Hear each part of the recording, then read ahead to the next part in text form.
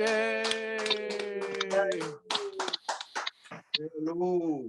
What's up, dude? How's it going? Look at that little display behind you. A little tiny display. Nothing crazy. How's life? Life is good. I just left my kid's birthday party so I could come here and hang out with you guys. So You're a dick. You just left your kid's party like to do an interview? I was like, hey man, I love you. Happy birthday, gotta go. What a self-serving egomaniac. You know, the thing is, in all honesty, my wife told me the birthday party was tomorrow. So that's 5 days. Yeah. Wow.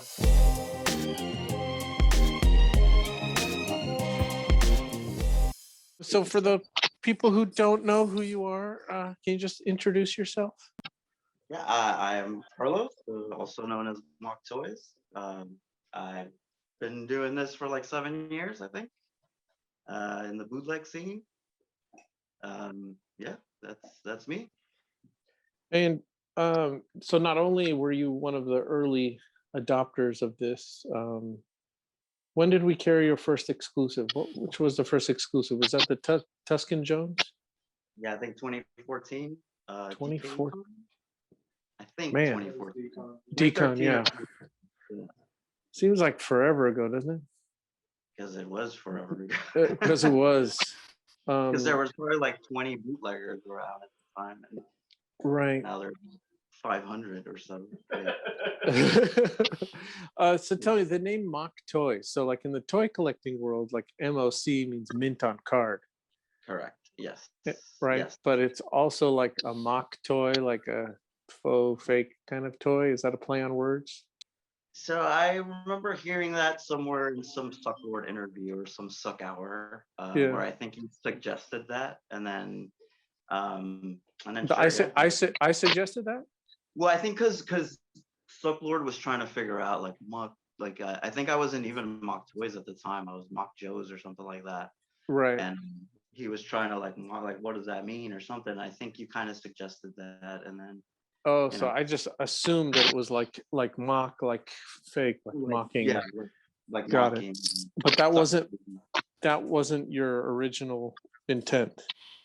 No, not necessarily. No. I just think just take credit for it, man. I am. Yeah, I totally just nothing against it. So let's go back to when you started out and you were Mock Joe's. You were doing. I remember going to your site for the first time, and tell me what you were doing then. So so before Instagram, I was hanging out in some CD forums where, like basically a GI Joe forum where people shared their customs and stuff like that, and so some incredible, toy customizers on there, and I thought their stuff was cool, and I just thought it'd be cooler if it was carded on a card. So started kind of making these custom cardbacks and just kind of sharing them with people so they could put their toys on them. And but that whole scene was it was just too much. I don't know, there's too much hate and negativity in it. And my wife kept telling me to get on Instagram, so I get on Instagram, show your stuff on there. There's some cool stuff on there. So I was like, okay. And I just kind of like right before my son was born, he's 8 now.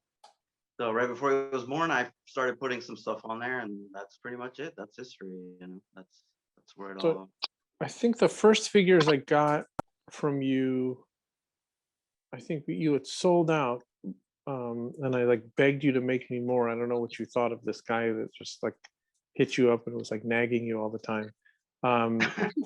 Was the Logan's Run figures. Yeah, the Logan's Run sold out, but I think you hit me up was for the Darth 2. It was the second release. Was where which one? The Darth 2D2.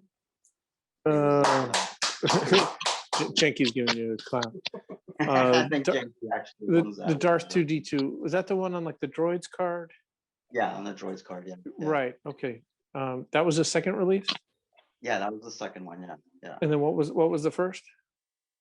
Was the Logan's Run. It was the Logan's Run, right? But then you made me the Logan's Run, and then you re-released them later. But I always thought turning like the Luke Jedi figure into the Michael York character, and then the Palpatine like into like those white little weirdo dudes, like Yeah. that just really like clicked for me at the time. Awesome. Yeah. Here's that movie. I mean, that's just such a weird, crazy movie. That movie was so weird. I mean, I haven't seen it for 30 years. Have you watched Yeah. it recently? Does it hold up? I watched it a few years ago. I think I was trying to make another run or like a different card back. And for me, it holds up, I think. I don't know. I love the beginning because the beginning has like this maquette scene. As Seth says, it does not hold up. I don't know. I love the beginning. That, like I said, that maquette scene where it looks like it's just a bunch of like toys and just kind of moving around on the track. It kind of looks like Epcot Center or something like that. Like Right. some weird, like what people thought the future was going to be back in the 70s. Right. And then I just remember the female lead just had like the skimpiest outfit the whole time. I just kept thinking like, God, she must be cold. Right, yeah. It's like my son asked me like why Batman and Superman wear these full costumes, and what's up with Wonder Woman? She's like all exposed. And I had to like I'm sorry.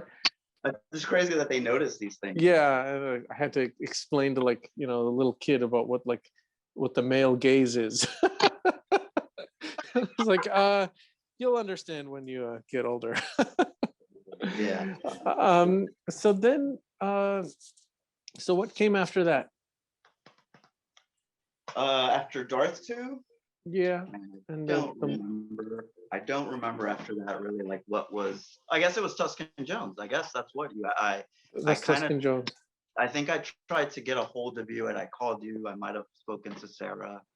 Yeah. And like, oh, can I talk to Doug? And you got on the phone. And you kind of like just kind of went over like what the whole bootleg thing was, because I still didn't really know what was going on with the whole scene. I didn't know what a sucklord was. I didn't know what a killer bootleg was. Even though they were following me, I still didn't grasp the whole, like it was just this whole other thing, this whole other scene that was growing. And I don't know, I just kind of fell into it. And that's kind of like when I saw these people doing these runs of figures was like what made me want to do the Logan's Run. So I was like, well, that's something I've always wanted to do. I didn't just want to make one toy. I want to make more than one toy. I want to be able to sell them out, not sell them out, but just have them everywhere, I guess.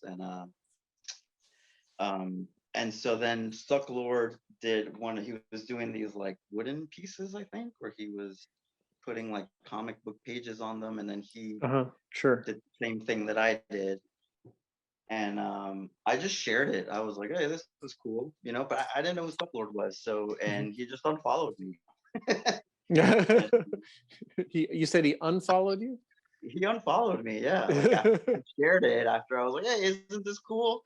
And he just unfollowed. I was like, oh, oops. And then that's where I started digging in, and I was like, who is this guy? Like, right.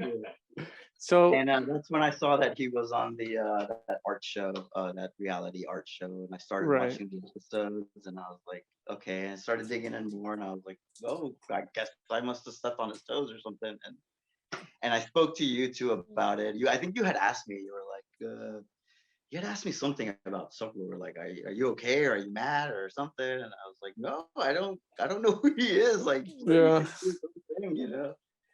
And and then for years I tried to get him to follow me back until he finally did. And so I know that you started with making the card backs for the GI Joes when you were Mock Joes. But before the first figure, was there something that influenced you, or was it just the GI Joes that I mean, it's more like how people ask nowadays if toys are art or art toys, or I think for me it's like life is toys, because they've always been a part of my life. My dad's a huge Batman nerd. He's a huge toy collector. His garage, my old bedroom, his attic, the living room, everything is just wall-to-wall Batman stuff. So Really? Like, is he still buying new Batman stuff, or does he have like Batman stuff from the 60s? no, he's actually here for the week because for my kid's birthday. Oh, And yeah. on Friday, he's like, "Hey, are there any Walmarts on the way home? I need you to pick me up this." And he texts me Batman. Oh, he's still at it, huh? He's still at it. Yeah, He's got it bad. super bad. Yeah, and I've been trying to convince him to kind of just start selling it or something. Do you have brothers and sisters? I have a younger sister. She's 13 years younger than me. Yeah, but Got it. So your dad's gonna leave you with a mess one day, is what you're saying. that's what I don't. He's like, here's a 10,000 piece Batman collection. I have Batman socks and Batman clocks and sound like and so then now, well, before we get to now, like, so then it seemed like there was a lull there, like you were producing stuff, and then did you take a break in there? I kind of took, well, I mean, after Tuscan Jones, I kind of just was trying to figure things out. I mean, we had a 1-year-old and we were living in my in-laws house and just trying to get like the pieces back together because we had just recently moved down from Portland, Oregon. And we kind of just left everything behind and just kind of try to start our life again. And so it was just kind of messy at the time. And then one day some guy, Manny, hit me up to do some cards for a protest trooper for I think it was the DCC. And Manny's Special Ed Toys, if you guys don't know. And I didn't know what this protest trooper was. Or the trooper was. I had no idea what the concept or what the joke was really. And I was like, okay, sure, yeah, I'll do it. I'll give it a try. And come SDCC, it sold out. Like I think it was the first thing that sold out that day. And I was like, wow, this guy must know what he's talking about. Okay, and then we just kind of started doing. I started doing cardbacks for him, since then. And I think that was 2015, maybe 2014, and that's really all I wanted to do. Well, it was make cardbacks, was just design cardbacks. The toys I love, and I love doing them. That's just not necessarily my thing. It's not my favorite part of the whole game. But I knew that I couldn't just share empty cardbacks too on my Instagram because people just didn't care. They're like, great, you designed a cardback. We want to see the toys, so I had to make toys. To kind of go along with the whole thing. Because when you started out as MocToys, you were just making, replica cardbacks, or you were making new style cardbacks? I was making custom ones. I was making, well, yeah, even replica ones of stuff that was never released by Hasbro. It was just stuff that they made. It could have just been easy if they would have done this or whatever. But what do I know? I don't work for Hasbro. Have you always done? I mean, were you always an artist? I mean, were you always doing like creative stuff as a kid? Yeah, I wanted to. Yeah, like when, like I was like 6 or 5. I remember my grandma was very religious, and she was like, draw Jesus Christ, and I was like, great. So I drew this very bloody Jesus Christ.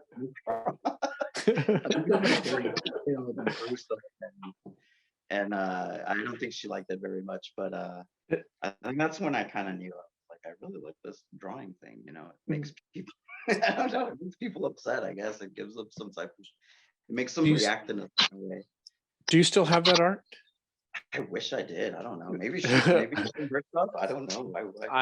I want to see that. I want to see childhood Carlos bloody Jesus art. Like, yeah. I always loved art. My mom put me in some art classes when I was little. Like I said, the toy things was always like I was chewing on, Star Wars figures in 1978. Those were my 2 toys, and then my dad, when we moved here to the States in '85, he, there was just, the stuff was available. It was everywhere. So he just started collecting, and we would go to flea markets, and he would, let me buy a few 10-cent comics, and he would buy a bunch of comics, and weekends were just spent out toy hunting. Like Saturdays, we'd wake up, and my mom would go to work, and we'd go to Toys R Us and Play World, and you know, he'd buy me like a new Superpowers figure or whatever it was. You know, it's always been, I always knew I wanted to work with toys no matter what, you know, at some point. So even some of my college like projects in art school were based around toys, were based around, you know, creating something to that extent, you know. And so, like, what kind of jobs did you have after college? Were you able to land creative jobs? Yes, so immediately I didn't even actually finish college. I couldn't afford it really. I couldn't. It was either eat or educate myself. I just didn't have the money to do both, you know, Sure. because I mean I started working at 16, so I basically had been supporting myself since I was 16.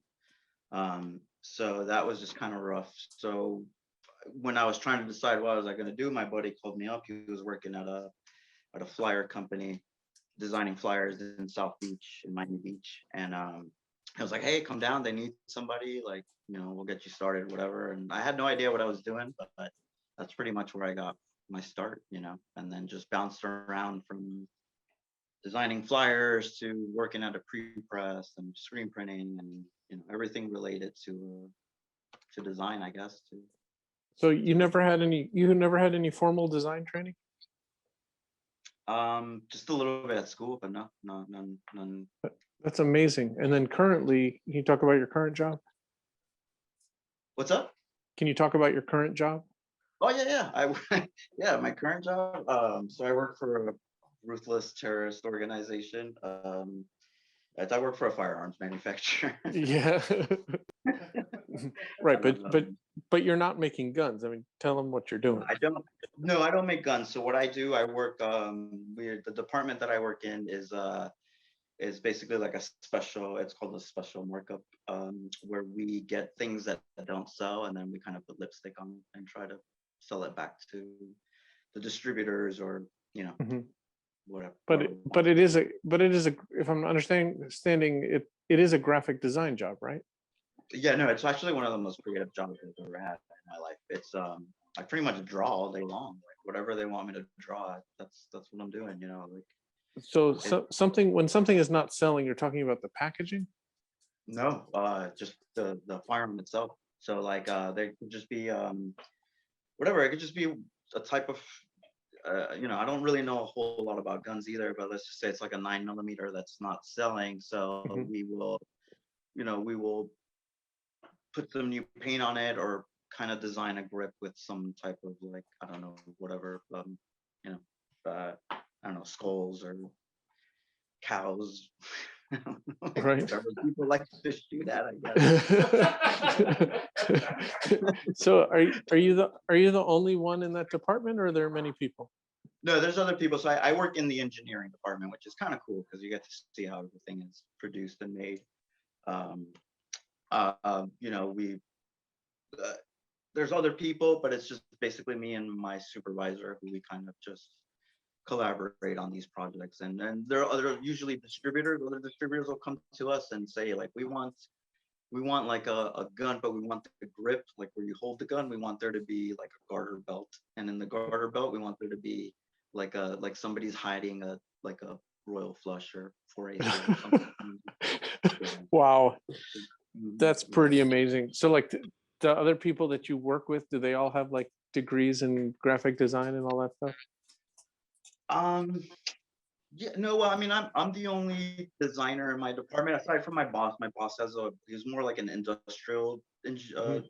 has an industrial degree, but he also has some design knowledge too. And then there's the marketing department has their own graphic designer, but they do a I lot mean, of farm too. that's pretty amazing. Like, because we talk about this a lot with a lot of artists, the ones that have like chosen to go to college and the ones that didn't.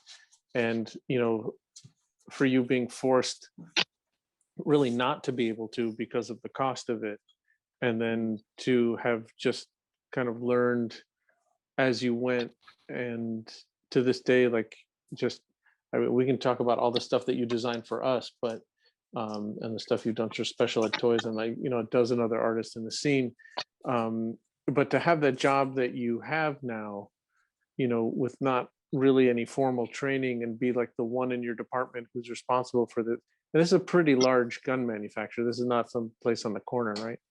No, no, yeah, they're huge. They're I guess we're top. not going to say who they are, but the fact that we're not saying who they are means that it's pretty They fucking have, big. yeah, they have a following. Yeah, they have a Yeah. huge, huge.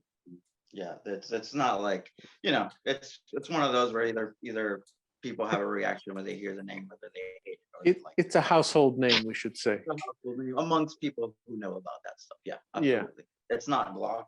I can tell you that.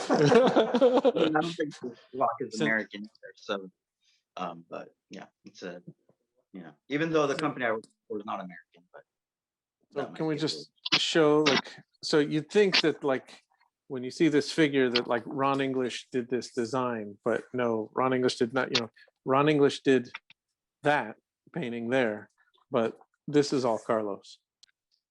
Everything. They got this Ron English, you think like, oh, Ron English did that. Carlos did everything else. Just the toy, but yeah. There's so many figures like that we have, all of the Kozik toys. You think I could get Kozik to like draw a picture, but no, it's like Carlos will do it.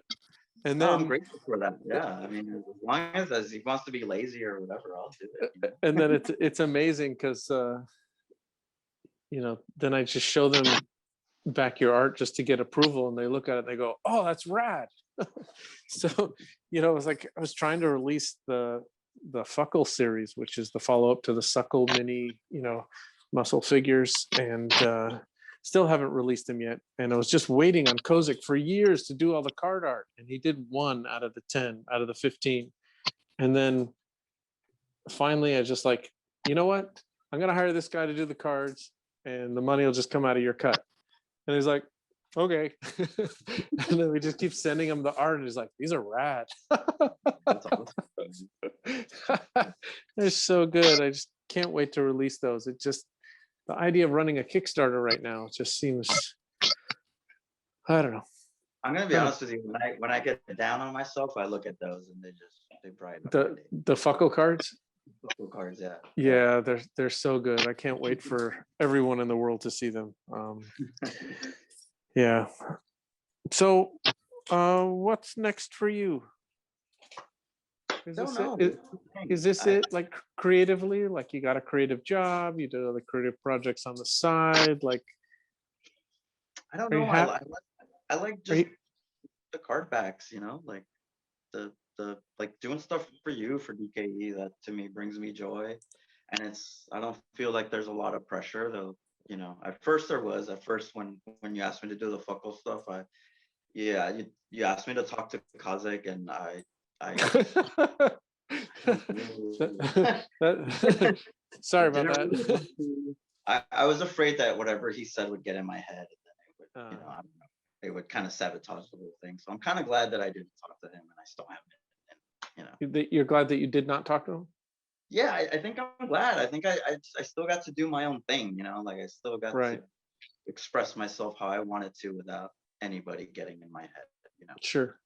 But And then it's also a tribute to those guys too. A lot of the theme of what we're talking about in all the interviews today is about like being secure, and like the response from like Kozik and Ron English and the other artists, like when I show them your work, like they're pleased, like, and imagine the security on their part, like that they have to like look at someone else drawing their characters and look at it and like go, hey, that's cool, that represents me well, and like it's got to feel good for you, but also like is a testament to them, because they could also be super catty and nasty, and those guys are like very professional and stand up, and I think that it's something to aspire to for all artists, yeah, have that's that cool. kind of. I think you sent me a text once of like Kazakh just going haha, and that was enough for me. That was it. Like, yeah, he sent him the thing. Hey, is this okay? And he, haha. I mean, that's like, because in the past, not necessarily from you, but from other people, you'd get like some notes. It's like, oh, the nose needs to be bigger, or can you just move this slightly? And you get like all, and man, I'd never seen him just be so like hands off, like just the response, haha. It's like, okay, awesome, we nailed it. It's like, It's like the joke was there, the visual pun was captured, and he was good. That's cool. Yeah. I think only one got denied, and that was the first one that I don't even think he saw it actually. Which one? The SpongeBob one. It was like kind of a SpongeBob looking character, and he was like suicidal And SpongeBob. we decided not to show it to him. I think so. I think Manny had seen it too, and he was like, oh, I don't know if this is in Kozik's lane. And so it was basically the Solari guy walking in through the door, and like kind of like his girlfriend or his wife tied up to a chair and like skimpy clothes, and then SpongeBob was gonna blow himself up. Oh, I think that had to do more with the SpongeBob, like. Yeah, I think it was more of the SpongeBob, but I think I put SpongeBob as a filler, as you know, like, I let me see. just put this in here, and then we'll change them later. But Right. either. Yeah, I think that's probably more panic on my end from like, we're gonna go print a card back that's gonna have SpongeBob on it. Like I'm gonna get sued or something. Right. Because the rest of the card art, I can't wait for people to see these cards because they're really fantastic. And, I mean, that's where you came up with like the Che, like playing baseball, like pitching, like it's just the concepts. They were really, well, people will just have to wait. They're something, all right.